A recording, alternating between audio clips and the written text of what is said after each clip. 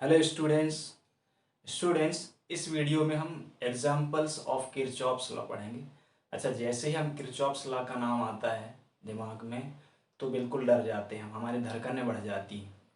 तो ये तब होता है जब हम किरचॉफ्स लॉ के बेसिक कॉन्सेप्ट नहीं समझ पाते।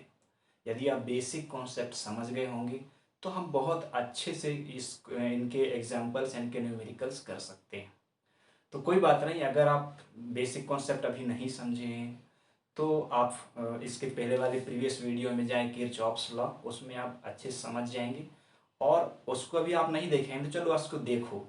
पहले इसमें होता क्या है समझ में आ जाएगा, किरचॉफ्स लॉ के बेसिक कॉन्सेप्ट भी समझ में आ जाएगा इसी एग्जाम्पल से। तो हमारे पास एक एग्जाम्पल है, in the given circuit calculate the following. First, current through each branch, and second, potential difference across 5 ohm resistor. ये 5 ओम का रजिस्टर है और इस पे हमको वोल्टेज या फिर पोटेंशियल डिफरेंस फाइंड करना है और हमें फाइंड करना है I1 और I2 की वैल्यू। ठीक है ना। तो इस डायग्राम को आप देख रहे हैं, इसमें हमें बेसिक सबसे पहले I1 और I2 की वैल्यू फाइंड करनी है। इसमें तीसरा करंट और नहीं है। मीन्स I1 और I2 फाइंड करने के लिए और यहाँ पर दो लूप्स हैं, ADCBA और DEFCD। मीन्स यहाँ पर दो लूप हैं और I1 और I2 दो करंट ही फाइंड करना है। इसलिए हम यहाँ पर केवल यहाँ पर कितने एक्सप्रेशन या फिर कितने इक्वेशंस हमको मिलेंगे, दो इक्वेशंस मिलेंगे। और हम जानते हैं कि वो जो इक्वेशंस मिलेंगे वो I1 और I2 के फॉर्म में रहेंगे। तो हम 10th क्लास में मैथ्स में ये पढ़ चुके हैं कि अगर दो इक्वेशंस हैं और उनमें वेरिएबल्स दो ही हैं तो उनको हम एलिमिनेशन मेथड से हम कर लेते हैं। तो एलिमिनेशन मेथड तो बहुत इजी है आपके लिए और आप कर सकते हैं। बस सबसे टफ जो चीज़ है यहाँ पर, हमको किरचॉफ्स लॉ को अप्लाई करना है और वही मैं यहाँ पर आपको बताने वाला हूँ। तो सबसे पहले हम देखें, हाँ अब यहाँ हमको दोनों लॉस हैं, किरचॉफ्स के दो लॉस हैं, उन दोनों को कब अप्लाई करेंगे और कब नहीं करेंगे ये हमको देखना है। तो सबसे पहले हमको यहाँ पर देखना है I1 I2 फाइंड करेंगे हम। इसमें दो इक्वेशंस मिलेंगे, इजीली हम एलिमिनेशन मेथड से वो सॉल्व करके I1 और I2 की वैल्यू फाइंड करेंगे। यदि यहाँ पर एक और करंट दिया रहता I3, तब हमको यहाँ पर फर्स्ट लॉ जो है करंट लॉ या फिर जंक्शन लॉ, उसको हम अप्लाई करते। बट यहाँ पर थर्ड वैल्यू नहीं है, करंट के थर्ड I3 नहीं है, इसलिए हम इनको डायरेक्ट हम लूप लॉ ही लगा के और फाइंड कर लेंगे। तो वो आप जब सॉल्व करेंगे तो और अच्छे समझ में आ जाएगा। तो सबसे पहले हम यहाँ पर देखें, एक लूप लेते हैं। इन लूप्स में हम किसी भी डायरेक्शन में मूव कर सकते हैं या फिर हम डायरेक्शन ऑफ ट्रैवर्सल किसी भी डायरेक्शन में या तो क्लॉकवाइज ले सकते हैं या फिर हम एंटी क्लॉकवाइज भी ले सकते हैं। तो किस ठीक है ना। तो अब देखते हैं, इस एक लूप लेते हैं ADCB ये एक लूप है, लूप ADCB। इस लूप ADCB और फिर हम A तक जाएंगे तब लूप कंप्लीट हुआ। इस लूप में आप देख रहे हैं, अगर आप क्लॉकवाइज डायरेक्शन में मूव कर रहे हैं, मींस डायरेक्शन ऑफ ट्रैवर्सल क्या है, क्लॉकवाइज है, तो हम सबसे पहले यहाँ पर A से स्टार्ट कर सकते हैं। हम B से भी कर सकते हैं पर हम कर रहे हैं यहाँ पर A से स्टार्ट। तो A और D यहाँ पर एक है जो ये कंडक्टर है, पर इसमें कोई भी रजिस्टर नहीं है, कोई भी एलिमेंट नहीं है। तो यहाँ का करंट कितना होगा, I1 अब डायरेक्ट इस डायरेक्शन में है, वो I1 ही यहाँ पर भी होगा I1। ठीक है ना। तो यहाँ तो कोई रजिस्टर नहीं है, इसलिए यहाँ पर पोटेंशियल डिफरेंस फाइंड नहीं करेंगे, क्योंकि हम लूप लॉ या लूप रूल में पोटेंशियल डिफरेंसेस फाइंड करते हैं और उनका सम कर देते हैं, बहुत ही इजी है। अब हम जानते हैं यहां से यहां गए, यहां पर हमको कोई एलिमेंट नहीं मिला। अब हम डी से सी की ओर जाएंगे तो हम देख रहे हैं डायरेक्शन ऑफ ट्रांसवर्सल ये है और यहाँ करंट की डायरेक्शन क्या है, सी से डी की ओर, और डायरेक्शन ऑफ ट्रांसवर्सल डी से सी की ओर।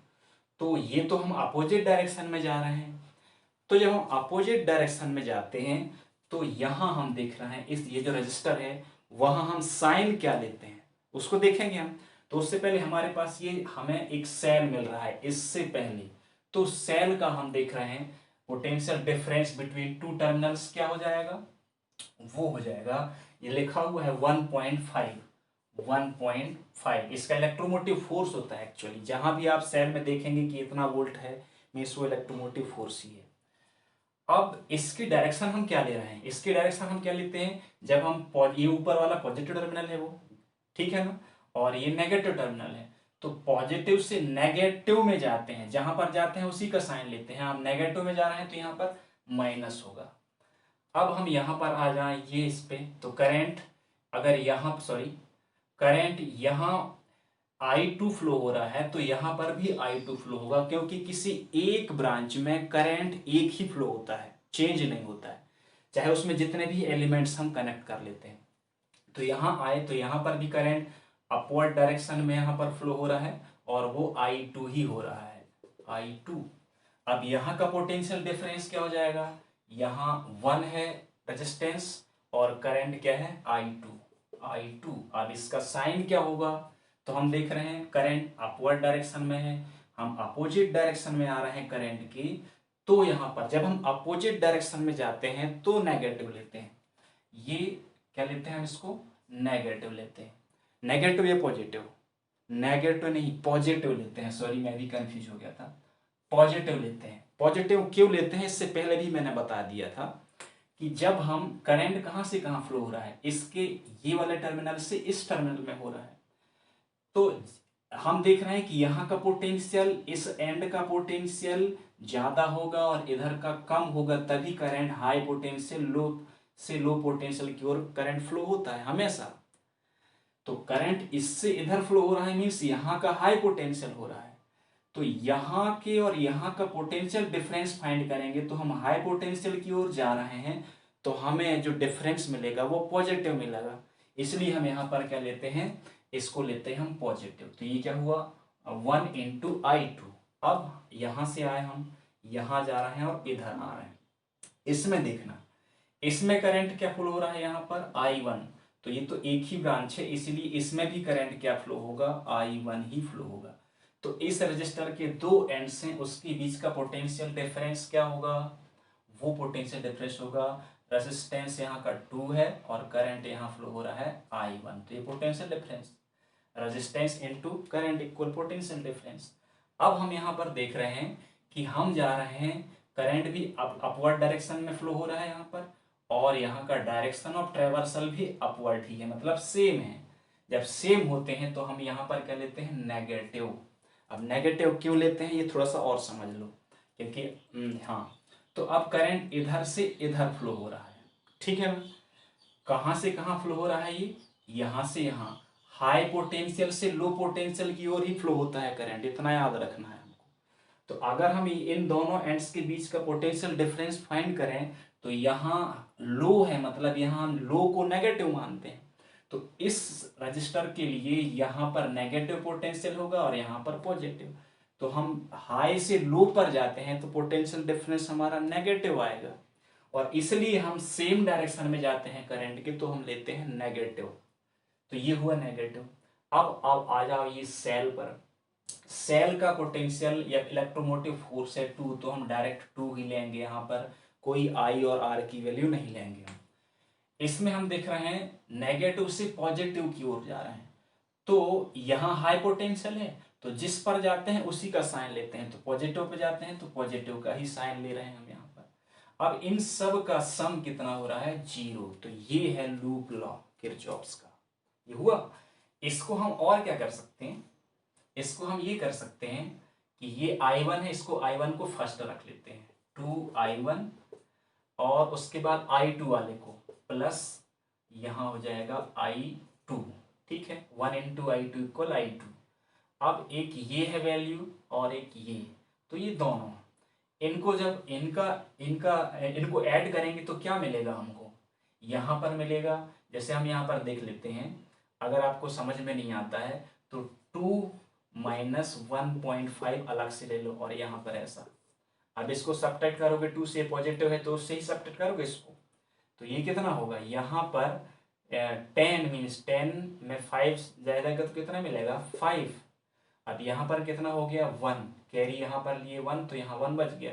अब 1 से 1 कैंसल 0, तो कितना हो रहा है पॉजिटिव में कितना आ रहा है 0.5, तो ये हो जाएगा प्लस 0.5 इक्वल 0। और उसके बाद हम देखेंगे, अब इसको थोड़ा सा और अरेंज कर लेते हैं, तो ये -2i1 प्लस i2 इसको हम इधर ट्रांसपोज करेंगे तो ये वैल्यू हो जाएगी -0.5। ओके, अब इसको हम प्लस बनाने के लिए इसके पूरे दोनों साइड हम माइनस से मल्टीप्लाई कर देंगे, ऐसा यहाँ, तो माइनस माइनस प्लस, अब यहाँ हो जाएगा 2i1, फिर उसके बाद माइनस प्लस -i2, और इसका फिर इससे करेंगे तो यहाँ पर हो जाएगा प्लस 0.5, तो इसको हम ऐसा रख देते हैं, तो ये हुआ हमारा। अब ये इसको इक्वेशन नंबर हम लिखते हैं फर्स्ट, ये तो इक्वेशन फर्स्ट आ गया। अब हम यहाँ पर देखते हैं सेकेंड लूप, जो ये हमारा लूप है। हाँ, एक चीज याद रखना, और हम सेकेंड में ये वाला लूप ले रहे हैं, हम ये पूरा लूप भी ले सकते हैं, ABCFED ऐसा पूरा इसको भी ले सकते हैं बड़े वाले को, पर हम इसको ले रहे हैं, चलो ठीक है। तो ये कौन सा लूप है, लूप यहाँ, अब हम यहाँ से जा रहे हैं, चलो इधर से ऐसे, फिर हम क्लॉकवाइज डायरेक्शन में ही जा रहे हैं, तो क्लॉकवाइज में जाएंगे तो ऐसा होगा, फिर डी से जाएंगे ई, फिर एफ, फिर सी, फिर से डी, तो हो जाएगा डी ई एफ सी और फिर डी, तो ये वाला लूप क्लोज लूप है। अब इस क्लोज लूप में हम डी से जब ई जाएंगे तो इसमें कोई भी रजिस्टर नहीं या फिर कोई भी एलिमेंट नहीं है, तो यहाँ का पोटेंशियल डिफरेंस फाइंड नहीं करेंगे। फिर यहाँ पर आ रहे हैं हम ई से एफ की ओर, तो ई से एफ की ओर हम जब आ रहे हैं तो यहाँ पर हमको मिल रहा है ये वाला रजिस्टर, और इस वाले रजिस्टर का जो रेसिस्टेंस है वो है 5, तो इसका पोटेंशियल डिफरेंस क्या होगा, रेजिस्टेंस इनटू करंट, तो इसमें कितना करंट फ्लो हो रहा है, ये जितना करंट आ रहा है उतना ही इसमें फ्लो हो रहा है, ठीक है ना, मीन्स यहाँ का करंट है I1 प्लस I2, यही तो I1 प्लस I2 तो आ रहा है यहाँ पर। अब इधर से आ जाओ यहाँ, अब यहाँ F से C पर कोई एलिमेंट नहीं है तो यहाँ का पोटेंशियल डिफरेंस मेजर नहीं करेंगे हम। फिर हम C से D की ओर जा रहे हैं, तो C से D की ओर जाने में फिर हमें ये वाला रजिस्टर मिल रहा है। अब हमारा जो डायरेक्शन है, डायरेक्शन ऑफ ट्रेवर्सल, वो अपवर्ड डायरेक्शन है ऐसा, और उसी डायरेक्शन में ये करंट फ्लो हो रहा है I2 अपवर्ड डायरेक्शन में, तो ये दोनों सेम है। जब दोनों सेम होते हैं तो हम पोटेंशियल डिफरेंस किस में लेते हैं, पॉजिटिव या नेगेटिव, हम लेते हैं इसमें नेगेटिव, तो नेगेटिव हुआ, फिर रेजिस्टेंस हुआ 1 ओम, एंड उसका करंट उस पर कितना फ्लो हो रहा है I2, क्योंकि एक ही ब्रांच में सेम करंट फ्लो होता है, तो जहाँ यहाँ पर I2 है तो यहाँ पर भी I2 होगा। हो गया। अब हम जाते हैं ये वाले सेल में, तो अब सेल से जा रहे हैं हम, तो सेल में जा रहे हैं नेगेटिव से पॉजिटिव, तो यहाँ पर ये क्या हो जाएगा, ये हो जाएगा पॉजिटिव, ये कितना होगा पॉजिटिव, मीन्स +1.5, +1.5 सबका देख लिया हमने, ये हो गया, फिर ये हो गया, ये इस पूरे क्लोज सर्किट में कंप्लीट पोटेंशियल डिफरेंस हमने फाइंड कर लिया, इसको हम इक्वल 0 रख देंगे। इसको थोड़ा सा अरेंज करते हैं, 5 प्लस 5I2 और यहाँ पर -I2 और ये +1.5, अब इसको इक्वल 0 रखें, फिर ये क्या हो जाएगा, ये I1 वाला है, और तो फिर ये हो जाएगा 5I1, अब I2 वाले दो हैं, एक ये वाला और एक ये वाला, ठीक। तो एक बात, एक चीज और देख लेना है, यहाँ नेगेटिव होगा या नहीं, तो वो कहाँ का लिया था हमने, यहाँ पर, तो जब हम करंट की डायरेक्शन में जाते हैं तो नेगेटिव लेते हैं, ये सही है। अब यहाँ पर क्या हो जाएगा, ये माइनस, और ये 5I2 है और ये I2 है, तो यहाँ पर कितना बचेगा 4I2 और +1.5 इक्वल 0। इसको थोड़ा सा और अरेंज करेंगे तो 5I1 माइनस 4I2 इक्वल हो जाएगा 1.5, 5, ये पॉजिटिव है तो यहाँ नेगेटिव हो जाएगा। ये हमारा एक इक्वेशन सेकेंड आ गया। तो हमें दो इक्वेशन आ गए। तो मैंने यही पहले बोला था कि अगर यहाँ पर I1 और I2 ही दिए हैं, दो ही करंट दिए हैं और दो लूप्स हैं ओनली, तो यहाँ पर जो हमें एक एक्सप्रेशन मिलेंगे या फिर इक्वेशन मिलेंगे जो हमें ये मिले हैं और ये, तो वो दो I1 और I2 के फॉर्म में ही मिलेंगे। करंट I1 I2 है तो I1 I2 के फॉर्म में ही मिलेंगे, ये मैंने बताया था और वही हुआ। तो अब देखते हैं, अब ये फर्स्ट वाला है और ये सेकेंड, इनको हम एलिमिनेशन मेथड से सॉल्व करेंगे। तो एलिमिनेशन मेथड आप जानते हैं, हमको इनके किसी एक, जैसे I1 है तो I1 की मल्टीपल और यहाँ के I1 की मल्टीपल सेम करते हैं हम, या फिर हमको I2 को एलिमिनेट करना हो तो फिर I2 के मल्टीपल और यहाँ की I2 की मल्टीपल को हमको सेम करना पड़ेगा, ठीक है ना। तो वो एलिमिनेशन मेथड में होता है।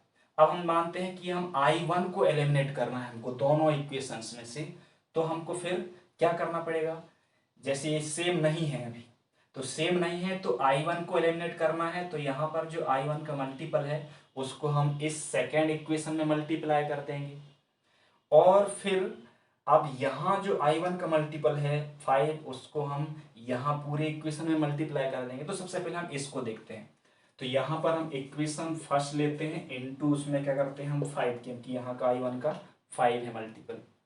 तो ये क्या क्या हो जाएगा, ये हो जाएगा 5 इंटू 2 इक्वल 10I1, और यहाँ पर minus minus 5 into 1 means 5I2 equal, ठीक, यहाँ हमने क्या किया, ये नेगेटिव कर दिया था, यहाँ पॉजिटिव आ गया। अब यहाँ पर क्या करेंगे, 5 का मल्टीप्लिकेशन करेंगे तो यहाँ हो जाएगा 2.5। ये इक्वेशन को हम लिख लेते हैं थर्ड, इक्वेशन थर्ड। अब हम सेकंड पे जाते हैं। सेकंड पे क्या करना पड़ेगा, 2 का मल्टीप्लाई करना पड़ेगा। तो यहाँ लिख देते हैं हम इक्वेशन सेकेंड इंटू 2। तो फिर यहाँ 2 का मल्टीप्लाई कर रहे हैं पूरे इक्वेशन में, तो क्या होगा 2 5 जा 10I1, और यहाँ पर माइनस, ये तो प्लस वाला है इसलिए सब वैसे ही होगा, साइन सेम रहेंगे। तो 2 4 जा 8I2 इक्वल माइनस, अब यहाँ किसका मल्टीप्लाई कर रहे हैं, 2 का मल्टीप्लाई कर रहे हैं, तो यहाँ कितना हो जाएगा -3.0। ओके, ये इतना हो गया हमारा। अब इसको इक्वेशन कर देते हैं फोर्थ। अब ये दो इक्वेशन देखना, इसमें हम किसी भी को सब्ट्रैक्ट कर दें, या तो इसमें से इसको सब्ट्रैक्ट कर दें या फिर इसमें से इसको सब्ट्रैक्ट कर दें, तो कोई भी कर देते हैं। तो अब हम क्या करते हैं, यहाँ लिख लेते हैं हम इक्वेशन फोर्थ, या फिर हम लिखें equation third minus equation fourth, ऐसा कर दें, थर्ड से फोर्थ को करें, ठीक। तो यहां पर हम इनको एक साथ लिख लेते हैं। चलो यहां पर लिख देता हूं मैं, पहले उन दोनों इक्वेशंस को एक साथ लिखें, इसको अभी ना लिखें।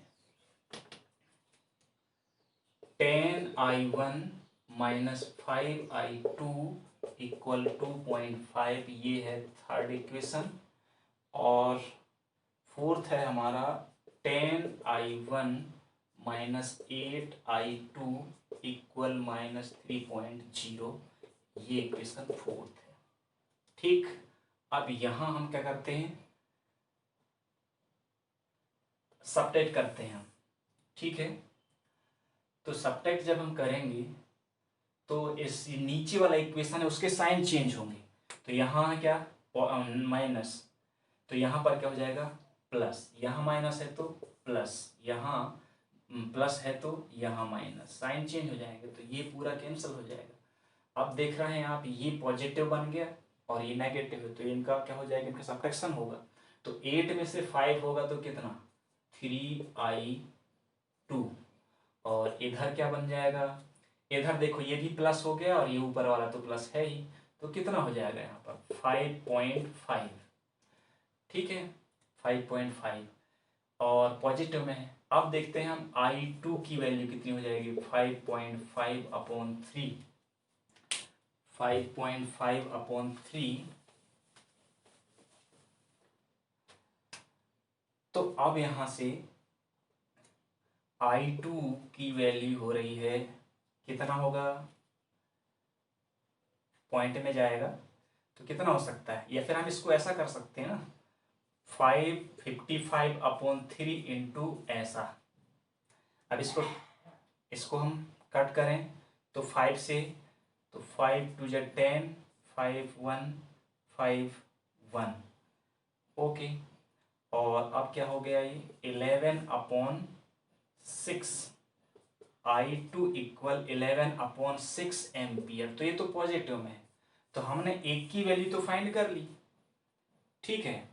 अब हम I1 की वैल्यू फाइंड करें, तो यहां मैंने ये दो इक्वेशंस हैं, ये इक्वेशंस हैं, इनमें से किसी, या फिर उससे जो फर्स्ट इक्वेशन हमने फाइंड किया था उसके बाद हम सेकंड इक्वेशन फाइंड किया था, तो फर्स्ट में भी रख सकते हैं I2 की वैल्यू और I1 की वैल्यू फाइंड कर सकते हैं सेकंड में रख के, या फिर इनमें भी रख के कर सकते हैं, थर्ड और फोर्थ में।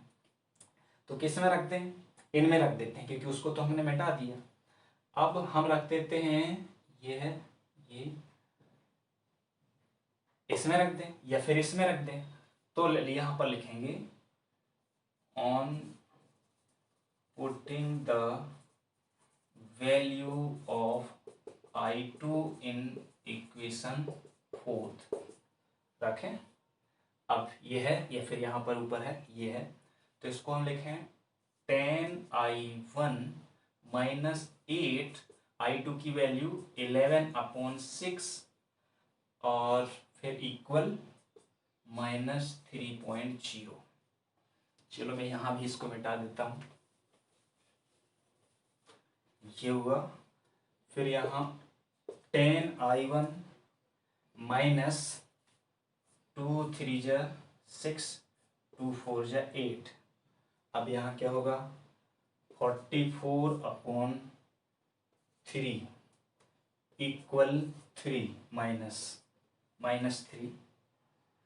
और फिर इनको हम ट्रांसपोज करते हैं, तो 10I1 इक्वल होता है -3 + 44/3।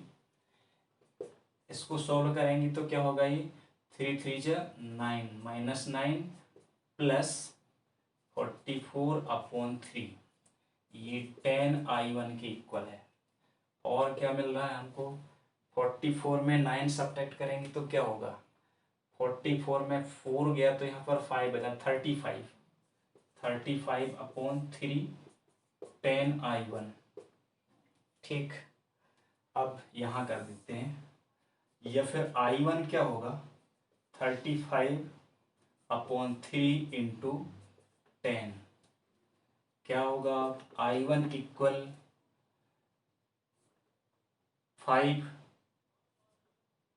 2 × 10 और यहाँ पर क्या हो जाएगा 7, तो ऊपर कितना हुआ 7 और यहाँ नहीं हुआ 6, तो ये एम्पियर हुआ।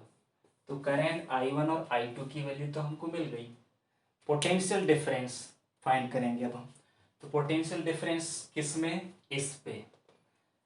तो पोटेंशियल डिफरेंस फाइंड करने के लिए ओम्स लॉ अप्लाई करेंगे अब हम। तो पोटेंशियल डिफरेंस V इक्वल होता है I इंटू, परंतु हमें पोटेंशियल डिफरेंस फाइंड करना है ये रजिस्टर 5 ओम का जो रजिस्टर है, इसके दो एंड्स के बीच में हमें पोटेंशियल डिफरेंस फाइंड करना है। तो हम यहाँ जो करंट की वैल्यू लेंगे, वो जितना करंट यहाँ फ्लो होता है वही करंट लेंगे। अब इस रजिस्टर में I1 + I2 करंट फ्लो हो रहा है, तो हम सबसे पहले करंट फाइंड करेंगे I1 + I2 जो इसमें फ्लो हो रहा है। तो क्या होगा I1 + I2, I1 हमारे पास ये है 7/6 एम्पियर एंड I2 कितना है 11/6 एम्पियर। तो फिर टोटल I1 + I2 लेंगे, तो V इक्वल कितना होगा, I1 + I2 इनटू रेजिस्टेंस वहां का वो अपन R ले लेते हैं अभी, फिर बाद में वैल्यू रख देंगे। तो V इक्वल कितना होगा, यहां से हम देख रहे हैं ये है I1 की वैल्यू 7/6 और प्लस I2 की वैल्यू 11/6 और R की वैल्यू यहाँ 5। तो अब हम क्या करेंगे, इसको सॉल्व करेंगे तो ये मिलेगा हमें 18/6 इंटू 5 और V इक्वल 18/6 मीन्स 6 1 जा 6, 6 3 जा 18 मीन्स यहाँ होगा 3 इंटू 5 और ये इक्वल हो जाएगा 15। तो 15 वोल्ट। तो इसके एंड्स के अक्रॉस जो पोटेंशियल डिफरेंस है वो कितना मिल रहा है हमें, वो मिल रहा है 15 वोल्ट। ओके, तो अब आप देखे होंगे कि ये जो डायग्राम था इसको हम कितनी इजीली और कितना आसानी से हमने सॉल्व कर दिया। पर ये पॉसिबल कब होगा, जब आप जो कॉन्सेप्ट्स हैं किरचॉफ्स लॉ की वो अच्छे से समझेंगे आप, तभी यहाँ पर आप अप्लाई कर पाएंगे Kirchhoff's first law, Kirchhoff's second law. अगर उनमें से भी थोड़ा सा साइन में अगर थोड़ी प्रॉब्लम हो गई, साइन में जैसे माइनस की जगह प्लस या प्लस की जगह माइनस अगर हो गया, तो साइन में गड़बड़ी होने से पूरा क्वेश्चन का जो सॉल्यूशन था पूरा गड़बड़ हो जाएगा। ठीक है ना, तो हम थोड़ा सा वहाँ ध्यान दे देंगे। उन्हीं चीज़ को मैं बोलता हूँ कॉन्सेप्ट। तो कॉन्सेप्ट आप समझेंगे, किसी भी क्वेश्चन, किसी भी न्यूमेरिकल क्वेश्चन या फिर किसी भी इलेक्ट्रिक सर्किट में क्या पूछा है वहाँ पर, वो आप अच्छे से फाइंड कर सकते हैं। इस एग्जाम्पल में हमसे पूछा है, in the given circuit using Kirchhoff's law find out the values of I1, I2 and I3। Okay, तो ये हमें फाइंड करना है। ये डायग्राम, सर्किट डायग्राम हमें दिया है। अब यहाँ पर बात कर समझने वाली बात ये है कि जस्ट इससे पहले वाले जो डायग्राम था, क्वेश्चन था, उसमें हमको I1 और I2 दिए थे, दो मीन्स दो करंट हमको फाइंड करने थे। यहाँ पर देख रहे हैं आप करंट कितना फ्लो हो रहा है, एक तो I1 फ्लो हो रहा है, I2 फ्लो हो रहा है, I3 फ्लो हो रहा है। अब हम यहाँ पर सोच रहे होंगे अपने दिमाग से कि I3 तक अगर जाएगा तो उसमें हम जितने भी हम एलिमिनेशन मेथड से सॉल्व करते जाएंगे वो सॉल्यूशन टफ होता जाएगा, ऐसा दिमाग में पड़ रहा है। पर हमको बिल्कुल, हम अगर कॉन्सेप्ट बहुत अच्छे से समझ चुके हैं अब, और आप, मैं आशा ये होप करता हूँ कि आप समझे भी होंगे अच्छे से, तो हम इजीली फाइंड कर लेंगे, चाहे वो जितना टफ और जितना कॉम्प्लिकेटेड सर्किट हो जाए, हम उसको कर लेंगे फाइंड। तो कैसे देखना, अब मैंने बताया था कि अगर 3 करंट्स हैं तो 3 करंट्स में हमको अब फर्स्ट लॉ भी अप्लाई करना पड़ेगा। तो एक जंक्शन हम देख रहे हैं, ये वाला एक जंक्शन ये देख रहे हैं, तो ये एक जंक्शन है। सॉल्यूशन सॉल्व करते हैं हम। तो यहां पर हम देख रहे हैं जंक्शन कौन सा, डी जंक्शन, जंक्शन डी। इस पे हम अप्लाइंग किरचॉफ्स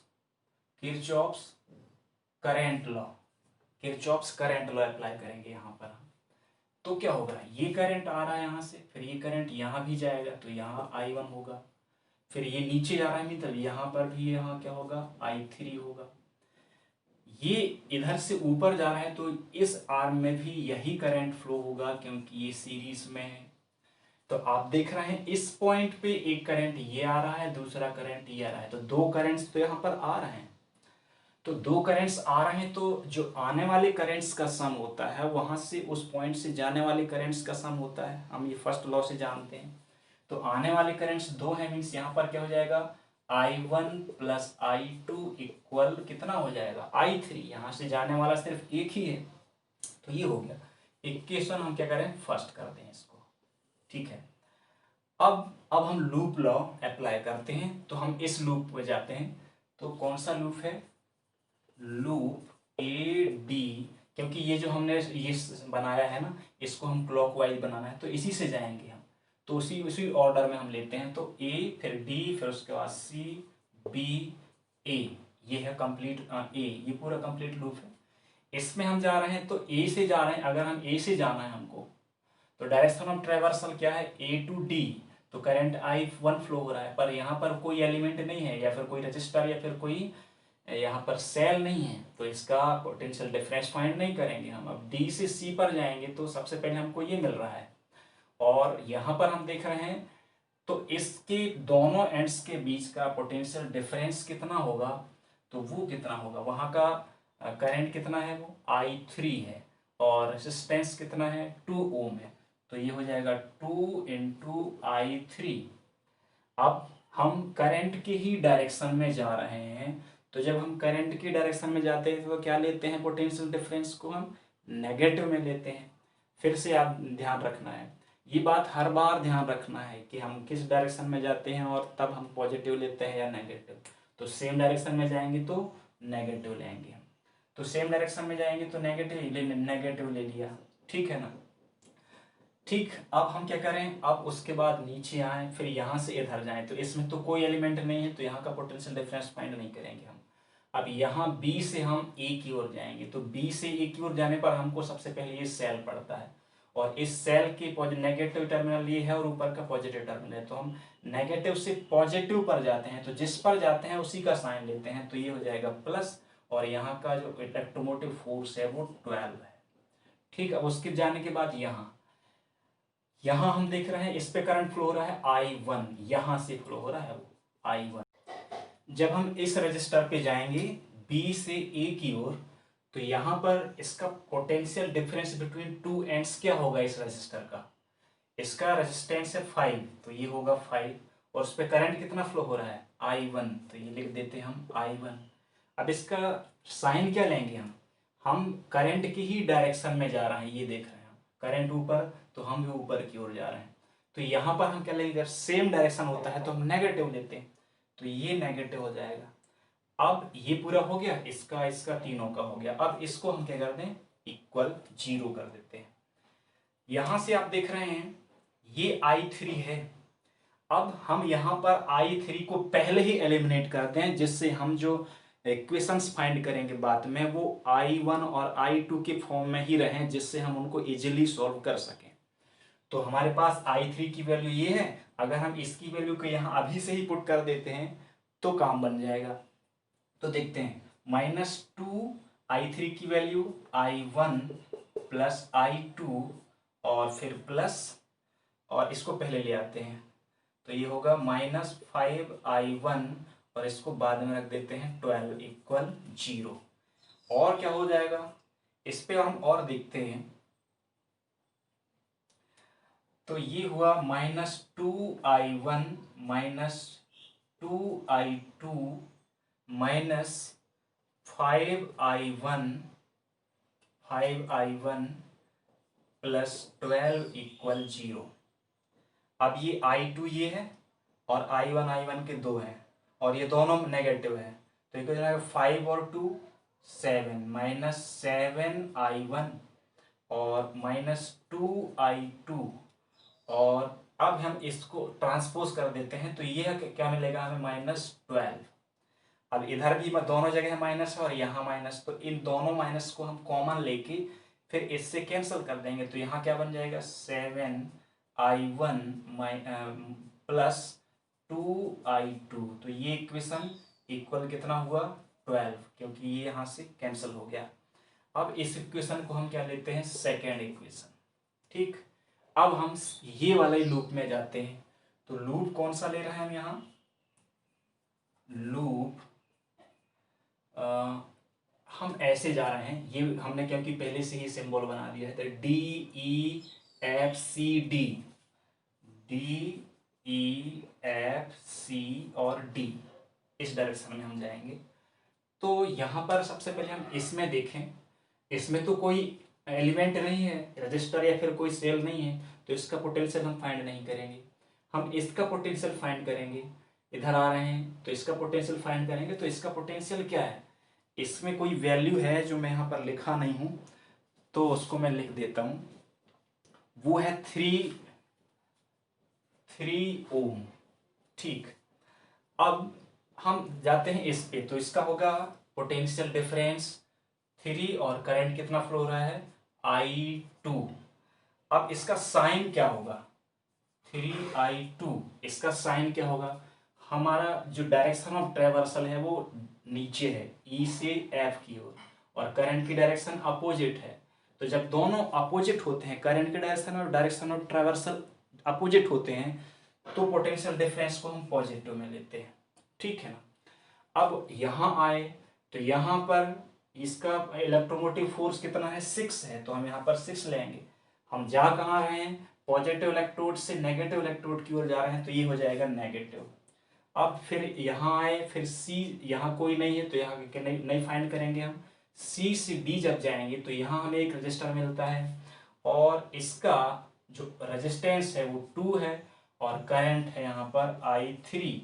अब हम जा रहे हैं इस डायरेक्शन में, करंट डाउनवर्ड डायरेक्शन में फ्लो हो रहा है और हम अपवर्ड डायरेक्शन में जा रहे हैं, तो यहाँ पर भी हम क्या लेंगे, पॉजिटिव लेंगे और ये इक्वल हो जाएगा 0। अब इनको थोड़ा सा अरेंज करते हैं। तो उससे पहले हम देखें कि यहाँ से I3 को अभी से ही एलिमिनेट करना है हमको, तो फिर क्या होगा, इसमें ये 3I2 माइनस 6 और प्लस 2I3 की वैल्यू कितनी है फ्रॉम इक्वेशन फर्स्ट, ये है I1 प्लस I2 और अब कितना हो गया यहाँ पर 0, तो यहाँ हम लिख सकते हैं फ्रॉम इक्वेशन फर्स्ट, ठीक है। अब इसको अरेंज करते हैं, 3I2 माइनस 6 और प्लस यहाँ मल्टीप्लाई करेंगे 2 का अंदर, तो 2I1 प्लस 2I2 इक्वल होगा 0। अब देखना है I2 के 2 हो गए और I1 के सिंगल एक ही हुआ, तो यहाँ पर क्या हो जाएगा 2I1, इसको ले ला, उसके बाद इसको और इसको, तो ये कितने हैं 3 और 2 5 सेम साइन के हैं, तो ये 5I2 और ये माइनस 6 है, इसको ट्रांसपोज कर दो इधर, तो ये हो जाएगा 6, ठीक है। अब यहाँ पर इक्वेशन हमें कौन सा मिला, ये हमारा था सेकेंड, तो ये हो जाएगा थर्ड इक्वेशन। अब इजीली हम सेकेंड इक्वेशन और थर्ड इक्वेशन से एलिमिनेशन मेथड से I1 और I2 की वैल्यू फाइंड कर सकते हैं, तो यहां पर करते हैं अपन। अब ये सेकेंड इक्वेशन है और ये है थर्ड इक्वेशन, तो यहां हम उसको लिख देते हैं। फिर अब यहां पर ये देखना है कि ये सेकेंड इक्वेशन है, अगर इसमें इन दोनों इक्वेशन से हमको I1 को एलिमिनेट करना है तो I1 के मल्टीपल को सेम करना पड़ेगा, ठीक है ना। तो हम क्या कर देंगे, 7 से इसको मल्टीप्लाई कर देंगे तो 14 हो जाएगा और इसको यहां कर देंगे तो ये भी 14 हो जाएगा। मीन्स हमको क्या करना पड़ेगा, अब यहाँ जो इक्वेशन सेकेंड है उसमें मल्टीप्लाई कर दो किसका, 2 का, क्योंकि हमको I1 वाले टर्म को एलिमिनेट करना है। तो फिर क्या बन जाएगा वो, हाँ, और एंड लिख देना, यहीं पर कर दो एंड इक्वेशन थर्ड पे किसको मल्टीप्लाई करना है, इक्वेशन थर्ड पे यहाँ पर I1 का जो मल्टीपल है यहाँ 7 है, तो 7 का कर दो, ठीक। तो पहले तो हम किसका करेंगे, सेकेंड पर 2 का, तो सेकेंड पर 2 का कर रहे हैं, तो यहाँ क्या हो जाएगा, ये 14, 7 2 जब 14 I1 एंड प्लस यहाँ 4I2, 2 का मल्टीप्लाई किया हमने, तो यहाँ पर हो जाएगा 24 और इसको इक्वेशन नंबर कर देते हैं फोर्थ, ये फोर्थ इक्वेशन। अब हमको थर्ड इक्वेशन में किसका मल्टीप्लाई करना है, 7, तो ये है थर्ड इक्वेशन, तो 7 2 जब 14 I1, फिर उसके बाद प्लस है, ये भी प्लस है तो प्लस होगा, और फिर 7 5 जा 35, 7 5 जा 35 और उसके बाद I2 इक्वल 7 6 जा 42, ये हुआ हमारा फिफ्थ इक्वेशन, ठीक। अब ये दो इक्वेशन से हम क्या करेंगे, यहां पर हम इस इक्वेशन से इसको सब्ट्रैक्ट कर दें, ठीक है। तो यहां पर हम क्या लिख दें, यहां सब्ट्रैक्ट करेंगे, नीचे लिख देंगे यहां पर on subtracting equation fifth by equation fourth, इसको सब्ट्रैक्ट कर रहे हैं। तो सब्ट्रैक्ट करते हैं तो नीचे वाला जो है उसके साइन चेंज हो जाते हैं, तो यहाँ पॉजिटिव है अभी, तो यहाँ पर क्या होगा नेगेटिव, यहाँ पॉजिटिव है तो यहाँ पर भी नेगेटिव, यहाँ साइन पॉजिटिव है तो यहाँ नेगेटिव, तो ये कैंसिल हो गया। अब यहाँ पर कितना हो रहा है, ये नेगेटिव और ये पॉजिटिव आ रहा है, तो अब क्या होगा, अब फिर से देखना है, हम साइन फिर से देख लें इन दोनों का, हम साइन ठीक तो लिखे हैं ना, ठीक है, हाँ चलो। तो अब ये कितने हो जाएंगे, ये कितने हो जाएगा, ये हो जाएगा, सब्ट्रैक्ट हो रहा है तो -31 हो जाएगा, ये पॉजिटिव और ये नेगेटिव इसलिए, और यहाँ हो जाएगा I2 इक्वल ये, अब ये 42 है, ये ग्रेटर है इससे, तो ये भी माइनस में आएगा, ये पॉजिटिव है और ये नेगेटिव है। अब हम क्या करेंगे, यहाँ 42 में सब्ट्रैक्ट करेंगे तो 12 में 4 तो 8 होगा, और 3 में 2 तो यहाँ पर 1 होगा, ये हुआ। अब ये नेगेटिव नेगेटिव कैंसिल हो जाएंगे, और यहाँ से हमको I2 इक्वल 18/31 मिल जाएगा, और ये एम्पियर में होगा। तो ये I1 की वैल्यू हमें, सॉरी I2 की वैल्यू मिल गई। अब हम ये देख रहे हैं कि I2 की वैल्यू पहले फाइंड करना है, तो हम इक्वेशन सेकेंड या इक्वेशन थर्ड किसी एक इक्वेशन में हम I2 की वैल्यू रखते हैं। तो चलो किस पे रखते हैं, हम देख रहे हैं, हम ये थोड़ा सा छोटा है और ये तो इक्वल ज़्यादा है, या फिर हम इसी में कर लें, तो यहाँ पर लिख रहे हैं on putting the value of I2 in equation number second, इसमें रख दिया हमने। तो जब हम इक्वेशन नंबर सेकेंड में रखेंगे तो यहाँ 7 है, I1 है, +2 I2 की वैल्यू है, हाँ ये तो प्लस में है ना, तो 18/31, और ये इक्वल हो जाएगा 12। ठीक, अब इसको हम इरेज कर देते हैं, फिर से देख लो साइन वगैरह, क्योंकि साइन ही यहाँ पर जो होते हैं वो गलत करते हैं सॉल्यूशन को। अब यहाँ पर हम इसको लिखते हैं 7I1 प्लस ये इससे मल्टीप्लाई करेंगे हम, तो कितना हो जाएगा 36/31 इक्वल 12, या फिर ऐसा भी कर सकते हैं हम, डायरेक्ट ट्रांसपोज कर दें, तो ये 12 - 2 × 18/31। ठीक, और इक्वल क्या हो जाएगा, इक्वल 0 कहाँ से होगा, अब यहाँ इक्वल कर दिया तो ठीक है। अब क्या होगा, ये और इधर करते हैं, तो ये किसके इक्वल है, ये 7I1 के इक्वल है, और ये इक्वल होगा 12, इसमें क्या होगा, ये 36/31। अब हम यहाँ देखते हैं इधर, हाँ, तो 7I1 और इसको हम सॉल्व करेंगे तो ये क्या होगा, LCM तो 31 ही आएगा, और यहाँ क्या आ जाएगा 12 × 31 - 36, इतना तो बनता है ना सॉल्व करके। अब यहाँ हम आगे देखते हैं 7I1, इसका मल्टीप्लाई करेंगे हम तो कितना होगा वो,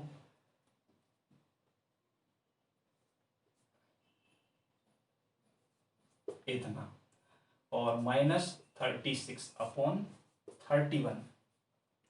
इसको जब हम सब्ट्रैक्ट करेंगे तो 7I1 इक्वल कितना होगा, देखो यहाँ से कितना हो जाएगा 336, क्योंकि 72 है, 72 में से 36 तो 36 बचेगा, और अपॉन क्या हो यहाँ पर 31।